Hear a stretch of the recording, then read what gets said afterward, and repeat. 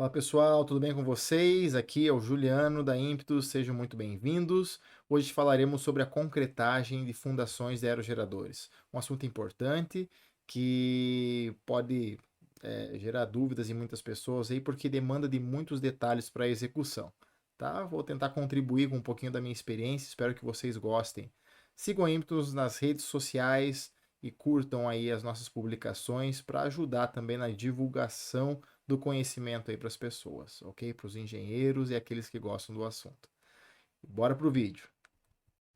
Bom, acho legal a gente começar falando da importância da fundação de um aerogerador.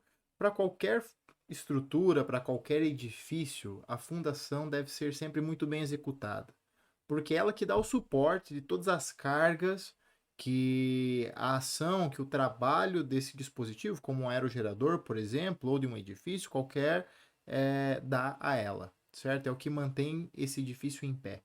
Então, claro, a boa execução de uma fundação do aerogerador, ele traz, né, essa importância de manter em pé o aerogerador e também algumas funções ali como auxiliar na distribuição dos cabos de, da rede de média tensão que parte dessa fundação, né, e vai até aí a RMT.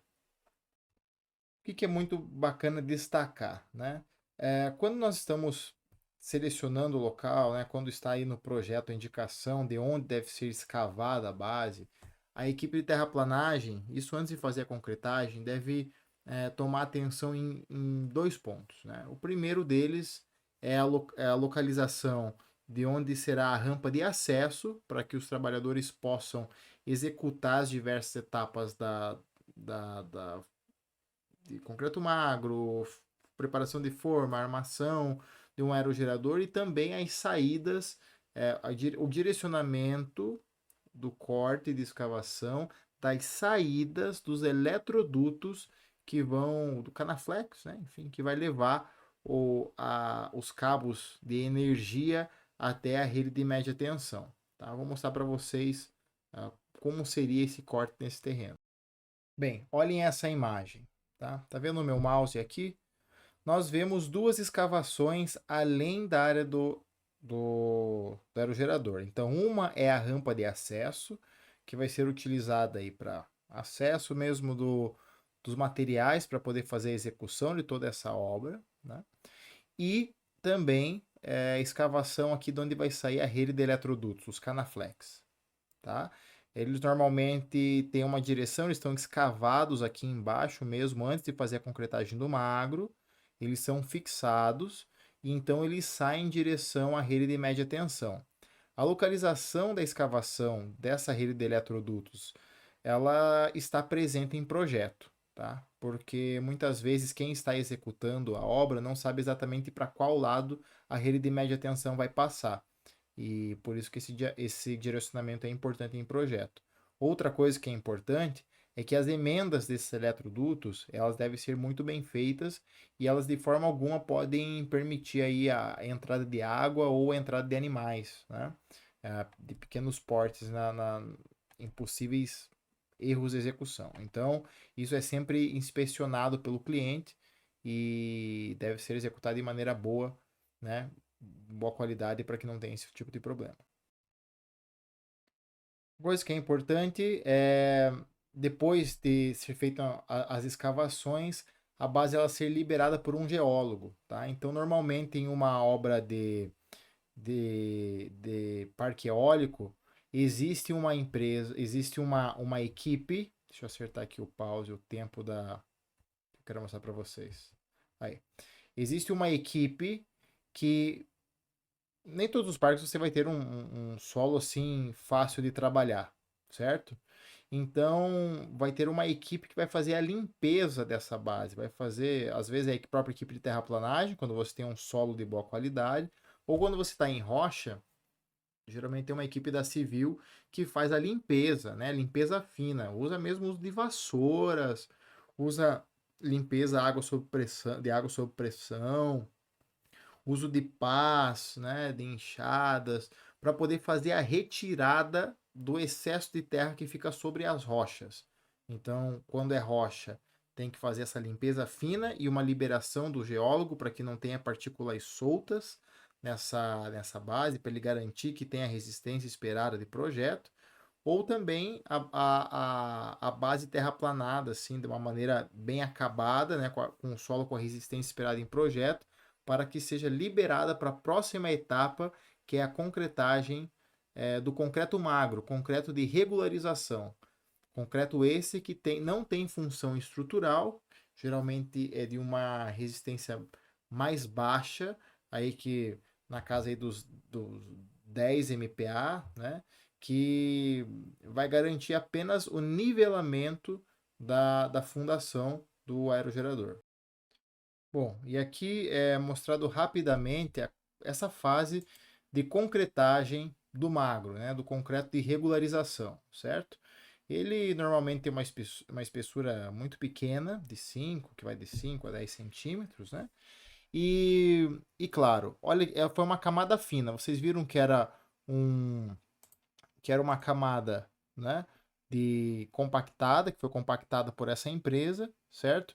E depois eles já estavam com a camada, uma camada pequena de concreto, fizeram essa execução dessa atividade. Muitas vezes, se a empresa não tomar cuidado e você tiver um material de terceira categoria, que nós falamos no vídeo anterior, um material muito rochoso e duro, que deve fazer desmonte de rocha, explosão ali, né, detonação de rocha para que você chegue na camada, tem que tomar muito cuidado com overbreak.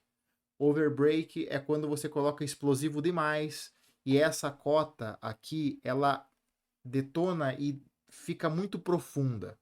Quando isso acontece, a empresa normalmente tem um prejuízo, porque deve-se usar concreto ciclópico ou um material de boa qualidade para que você preencha essa camada até chegar na cota de projeto. E isso pode custar muito caro porque o concreto não é barato, ainda mais em localidades difíceis, como normalmente acontece as obras de energia eólica, tá? A próxima parte da sequência construtiva, ela depende muito de como é a, a fundação que você está trabalhando, tá? Porque muitas vezes você tem uma base com anchor bolt, ou seja, que é o que você está vendo no vídeo. Você monta uma armação, no caso macho, que vai ter aí os encaixes, né, para receber, né, o encaixe fêmea da base do aerogerador. Muito comum, né, esse tipo de fundação, e ela tem essa característica, essa armadura central que vocês estão vendo no vídeo, com os chumbadores voltados para cima. Toda a armação acontece ao redor dela, tá? Desses anchor bolts centrais, e normalmente o centro dessa base do aerogerador ele é maciço, ou seja, tudo que você está vendo aí vai ser concretado. Então, primeiramente você tem a etapa de armação do seu aerogerador e depois você tem a montagem de formas, tá vendo? Ó, vem uma forma somente ali embaixo antes de acontecer a concretagem. Vou voltar para vocês ali, só um minutinho. Olha, pessoal, o que essa empresa fez, né? Ela fez toda a armação com essa base aqui dos anchor bolts, que é marcada topograficamente, lógico, e colocou aqui as formas como uma última etapa. Porém, também existem bases de aerogeradores, que inclusive foi a que eu participei, que o centro dela é vazado, é oco, tá? E isso, claro, é uma otimização para poder gastar menos concreto, mas também é um local utilizado ali para macacos hidráulicos para poder fazer a proteção, né, das torres que vão ser sustentadas e, enfim, vou mostrar para vocês como que é uma base que não funciona pelo sistema de Anchor Bolt. Olha, aqui tem uma foto para vocês, né? Então, olha o que acontece. Ao invés de você começar pela armação central, acompanhe o mouse aqui, acompanhe o meu mouse. Você tem essas formas metálicas, tá? Normalmente são aí 6 peças de formas metálicas, 6 a 8 peças, né? Depende aí do tipo de montagem. Você manda fazer essas formas metálicas, que devem ser de uma chapa grossa, assim, de um perfil grosso de aço, né, espesso, para que ela não venha a se deformar durante o processo de concretagem, porque a carga de concreto é muito alta, tá? A gente está falando aí de 400 metros cúbicos, 500 metros cúbicos de concreto para executar uma base dessa, então a forma deve ser de uma boa resistência. Existe uma locação topográfica para essa forma, e existem algumas medidas de segurança, né? E alguns encaixes que são feitos. A montagem dela é feita com guindaste. Então você olha que esse guindaste que está aqui, ele com certeza é o responsável pela distribuição dessas peças para a equipe de montagem montar, para a equipe de formas montar a forma central. Depois disso, inicia-se então o processo de execução da armação. E uma coisa é muito interessante, vou tentar encontrar uma foto melhor para vocês, mas olhem bem. Ao lado do guindaste existem várias barras de aço, que são as barras que vêm já cortadas, você já compra compradas e dobradas, para fazer a montagem de toda a estrutura da base do aerogerador.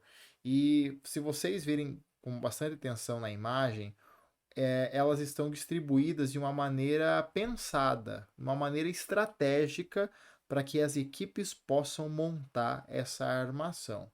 E você sabe quantas toneladas de aço tem uma base do aerogerador? Bom, pessoal, normalmente você tem bases com 50 a 60 toneladas de aço, tá? Para poder montar um aerogerador desse, para fazer toda essa montagem. E o que é legal, tá? Essa montagem de 50 toneladas de aço, ela é feita em questão de 2 dias. As equipes que trabalham com isso, elas são especialistas em montagem dessas bases. Então, 50 toneladas de aço é montado em 2 dias, sim, tá? Então, primeiramente você faz o magro, depois você vai montar essa forma central de metálica, ou vai ser aquela forma do anchor bolt que eu mostrei no vídeo ali anterior, certo? E depois você vem pelo processo de armação dessas peças. Eu encontrei esse vídeo aqui que mostra mais ou menos como é o processo, né, que mostra o processo em si, como ele é, um sistema anchor bolt. Então presta atenção que eles jogam os radiais primeiro, depois montam as peças centrais ali do anchor bolt, tá? E vão soltando toda a armação, primeiro as de baixo, depois montam o centro com auxílio de guindastes, né? Depois começa a montar as cortantes, né? Junto com as diagonais. Muito interessante. Vou, vou adiantar um pouquinho aqui o vídeo. Olha só, que processo interessante, né? E a base fica muito bonita quando ela está armada. Olha só. Agora nós vamos para o próximo processo, que é o processo do fechamento de formas e de uns detalhes a mais, de umas peças importantes que existem aí nas bases dos aerogeradores. Então, depois que você monta toda a armação, um processo de montagem de formas com uma outra equipe ou com a mesma equipe, dependendo da empresa e como eles trabalham, é iniciado, tá? Essas formas aqui, também formas metálicas, tá? São formas metálicas externas. Elas são colocadas, encaixadas, normalmente você tem um total de 30 a 20 peças, depende do tamanho da forma, mas elas são encaixadas e depois de elas serem montadas, e elas também devem ser resistentes devido ao mesmo motivo das formas internas, né? A pressão que o concreto exerce ali para trabalhar, né? Depois que é lançado, elas elas devem ter uma boa resistência. E em volta delas, normalmente é passado um cabo de aço, ou 2 cabos, ou 3 cabos de aço de 10, 12 milímetros, com travamentos, né? Para que ela não abra, né? Para que de fato seja uma atividade segura. A mesma coisa é feita pelas formas externas, só que as formas externas elas normalmente não abrem, e normalmente é uma quantidade maior de peças que acabam não sendo um problema na hora da concretagem, né? Depois que você faz o encaixe, a montagem das formas externas da parte de baixo, você deve fazer um sistema de calafetação, ou seja, você deve usar um silicone, né, embaixo dessas formas para que o concreto não vaze na hora que você estiver concretando, né? Então, para esse concreto não seja perdido pela parte de baixo. Outra coisa importante que é legal de ressaltar são as escadas de acesso, né? Você tem escada de acesso para chegar aqui em cima, chegar ali embaixo, né? E você também possui umas passarelas para que a equipe de concretagem, quem estiver trabalhando no local, não venha pisar e virar o pé, né, no meio dessa armação, que embora ela seja pesada, possui vãos que você pode se machucar. Outra parte importante são os templates, né? Isso aqui que está em cima, ela é uma peça metálica, certo? Onde ela possui embaixo desse bidim aqui, possui peças importantes que têm sua localização exatas na antes da concretagem, antes da concretagem acontecer. Essas peças, elas são tubos, tá? Chamado de bainhas, que ao contrário do anchor bolt, que é uma entrada macho, né? Que é o anchor bolt, ele é uma ele tá lá com os chumbadores para cima para que venha a torre e encaixe. Agora, nessa situação aqui, nessa situação aqui é o contrário, porque aqui você tem os buracos, né, os furos, e a torre vai entrar e vai encaixar neles, tá? Essas peças, elas possuem peças metálicas, certo? Você tem várias peças aqui que têm marcações topográficas que precisam ser sempre verificadas, né? E você usa inclinômetros até para verificar se o tubo ele está no prumo, enfim. Porque ali vai passar cabos, além dos encaixes da sua torre, das peças da torre, você também tem tubos onde vão passar cabos de proteção que vão fazer a proteção de toda essa torre e vão sustentar toda essa torre, tá? E é isso. Então isso vocês devem saber. Existe esse template e ele deve ser colocado com um guindaste aí logo depois que você monta a tua armação junto com o processo da montagem de formas. Bom, depois do processo de montagem de armação e de formas, o que acontece? A concretagem, né? A concretagem é um evento especial nas obras de energia eólica porque ela concretiza o marco de execução de uma fundação, de um aerogerador, tá? E claro, a equipe deve ser especialista nessa área, deve conhecer muito de aerogeradores, da execução, porque é um concreto em massa, é um concreto que acontece em grandes volumes, né? E então você imagina que é uma concretagem, ela muitas vezes ela dura 12 horas, né, para poder executar e até e são caminhões, né? Você tem 50, 60, quase 70 caminhões aí de concreto por concretagem. Então é uma concretagem que não para, né? E normalmente esse concreto ele é produzido dentro da tua própria estrutura, no teu próprio canteiro de obras ou na tua central de concreto. E toda a logística para a execução dessa concretagem deve ser muito bem pensado, tá? A concretagem normalmente desse concreto aí, né? Ele vai depender de uso de muitos vibradores, né? Vibradores aí de grande porte, de 90, 70, 50 milímetros, né? Raramente você vai usar os de 35, por exemplo, nessas concretagens. São concretagens que o acabamento é interessante que você faça ele em uma ordem, né? Para que você não estrague a base e você também consiga diminuir o número de fissuras. Fissuras essas que vão ser controladas principalmente pela temperatura que o concreto é lançado, temperatura que é pensada antes de fazer de fazer a execução, né? O estudo dessa base é feito e você tem uma temperatura ideal de concreto a ser lançada nessa base. né? Para que não venha a criar etringita tardia, que não venha a aparecer muitas fissuras, né? E além disso, lógico, desse processo de concretagem que vai acontecer, é importante que a cura seja feita, porque você está falando de um concreto praticamente em massa, um concreto com volume muito alto, que precisa de cura química e de cura e de cura com água mesmo, né? É, o tempo todo tem que ser respeitado aí pelo menos 7 dias de cura dessa peça, né?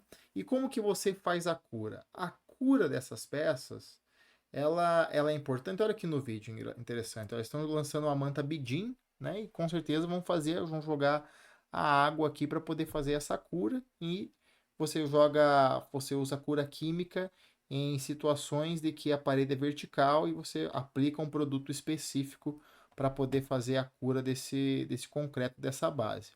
Né? Vou mostrar para vocês uma estrutura de auxiliar para poder fazer a cura desse concreto. Presta atenção. Bom, essa aqui é uma estrutura de um local que vai receber um aerogerador que vai receber uma concretagem. O que precisa ter para que essa concretagem aconteça de uma maneira correta, tá? Olha, primeira coisa, aqui ó, um ponto de água, um castelinho da água, tá? Porque eu estou falando da cura, você tem que ter um ponto de água acima do teu aerogerador para que essa água, depois você ligue aí através de tubos PVC, né? Que você vai colocar aqui em volta do teu aerogerador, você vai fazer um sistema de drenagem, né? Para que essa água saia daqui e ela consiga ser distribuída na tua base, na tua fundação do aerogerador. Segunda coisa importante para você ter em um canteiro, né, na tua base que vai receber a concretagem, tá? Você tem aqui um ponto de apoio. Esse ponto de apoio ele vai ser um canteiro, vai ser um lugar com sombra, um lugar com água, um lugar com cadeira, tá? E aqui você também pode adicionar, que provavelmente estava próximo, você pode colocar um outro lugar aqui para um laboratório. Né? Você pode ter um laboratório de concreto para sempre que o caminhão chegue, ele possa fazer a verificação do, do slump e da temperatura antes de fazer o lançamento. Tá? Outra coisa que é importante você ter compressor de ar e compressor reserva. Tá? O compressor de ar ele é utilizado para os vibradores. Os vibradores são normalmente pneumáticos, porque eles precisam aguentar, né, a pancada. Normalmente você não consegue fazer isso com vibradores elétricos. Né? Você deve ter um gerador. Aqui deve ter algum gerador que ainda não está posicionado, mas você precisa de um gerador de energia, talvez esse aqui seja um gerador de energia para que você consiga alimentar aquilo que precisa de energia. Outra coisa que é importante são as torres de iluminação. Vejo que tem torre de iluminação aqui, torre de iluminação aqui, tem uma torre de iluminação aqui. E certamente vão colocar alguma outra torre de iluminação nesse outro ponto, né? No ponto 1, 2, 3 e 4, né? 1, 2, 3 e 4, para que a iluminação de todo o pátio aconteça. Né? Então, elas são normalmente a diesel, esses equipamentos, e são importantes para a concretagem noturna. Tá? Aqui você tem o teu caminhão bomba, né? A tua bomba lança, né? A bomba lança, que vai ser a responsável aí pela concretagem. Dependendo das empresas, né, é exigido uma bomba reserva, né, bomba lança reserva, em caso que quebre essa, você tem a outra. Assim como normalmente você tem tudo dobrado nesse tipo de obra. Você tem 2 geradores, você tem duas centrais de concreto trabalhando simultaneamente, trabalhando com um backup da outra. Caso quebre uma, você consiga acionar a outra. Até mesmo porque uma central, se ela quebra, você perde a base se você não executar ela na hora. Então você tem uma logística, né, para você conseguir fazer essa concretagem. E é interessante essa questão de logística, que eu já vou falar com vocês a respeito disso. Tá? Então a concretagem vai precisar de uma área protegida, você consegue ver guarda-corpos aqui, né, distribuídos, né? Provavelmente numa área próxima para aquela direção ou para essa, você vai ter um estacionamento para os carros, né? Que saia de toda essa área de giro dos caminhões, tá? Dos caminhões betoneiros. E, claro, então, como já falei, é o laboratório, que vai ter lá os aditivos, vai ter os corpos de prova que vão sendo retirados, né? Você tem iluminação, vocês têm o compressor, tem o gerador de energia elétrica para poder, né, distribuir. E aqui, claro, você pode distribuir pontos de energia, né? Você pode distribuir um ponto de energia aqui, você pode colocar, né, refletores aqui, né? Você pode colocar além das torres de iluminação, das xuxinhas, você pode colocar refletores, né? Eu optei por isso, até uma economia. Você consegue fazer uma boa iluminação na execução dessas bases usando somente refletores, tá? Não precisa nem de xuxinha. Mas, claro, é de cada caso, vai de cada empresa, de como elas gostam de trabalhar, tá bom? E a central de concreto aí é um ponto importante, né? Esses concretos normalmente são feitos com gelo, porque são feitos em regiões muito quentes. E, e você deve ter um cuidado, né? Tanto para você conseguir comprar esses agregados com um tempo hábil antes, né, da execução da concretagem, assim como ter uma equipe capacitada para que ela consiga fazer essa concretagem. Então, olhem aqui. Aqui é um parque eólico, certo? Que você consegue ver que a central de concreto, né? Você está vendo aqui, ó, uma usina, agregado miúdo, agregado graúdo, né? Você está vendo aqui aqui é onde você coloca o cimento, tá? Nesses locais aqui, nesses cilindros gigantescos. Aqui você coloca o cimento. Normalmente se não me engano, uma central dessa aí tem uma capacidade aí até de 180, 200 toneladas, né, de cimento.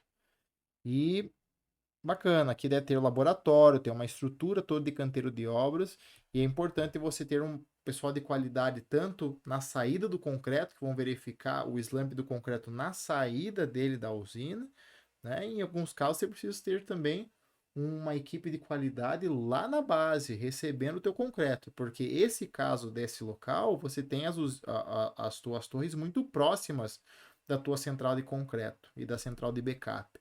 Mas muitas vezes você tem uma torre aqui, uma central aqui, e a tua concretagem é longe, né? O caminhão demora 30 minutos às vezes para chegar.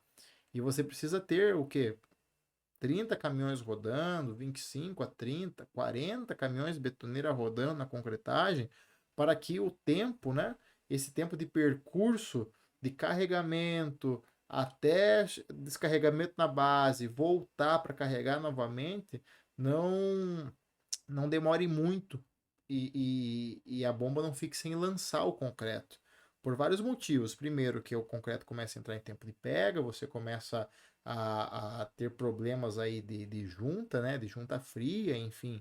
Você também começa, o mangote também começa, o concreto começa a secar ali dentro e você começa a ter problema com a tua bomba lança, por exemplo, né? E o concreto você começa a perder, né? A consistência dele ideal para você fazer o lançamento.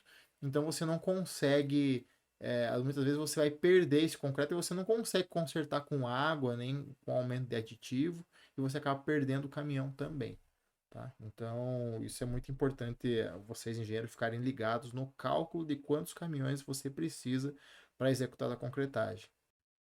É legal mencionar para vocês também que não existem apenas os formatos que eu mostrei para vocês no vídeo, né?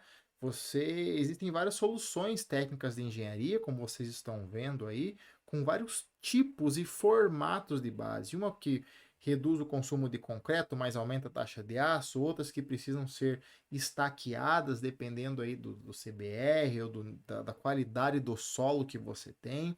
Enfim, diversos tipos de formatos diferentes são possíveis dentro de um formato eólico, tá? Uma fundação de um aerogerador. Então, tudo depende de cada caso. E também a sequência construtiva depende de cada um dos tipos de construção que você está executando. Bom, pessoal, espero que vocês tenham gostado do vídeo. Foi um vídeo resumo aí para vocês, que vocês consigam aproveitar isso aí no uso do dia a dia de vocês, da construção de parques eólicos e que, lógico, lembre, sempre muita cautela na hora da concretagem e caprichem no trabalho aí de vocês. A concretagem ela é muito importante e é um fator que faz total diferença na qualidade da entrega do produto final de um parque eólico, né? Que é a resistência aí da fundação da torre do aerogerador. Um forte abraço para vocês. Aproveitem, o vídeo está na íntegra no YouTube, vai ser mandado em cortes aí nas redes sociais, tá? Nos sigam no Instagram, no YouTube, lá no TikTok, também no LinkedIn, tá? Um forte abraço para vocês, a gente se vê no próximo vídeo. Tchau!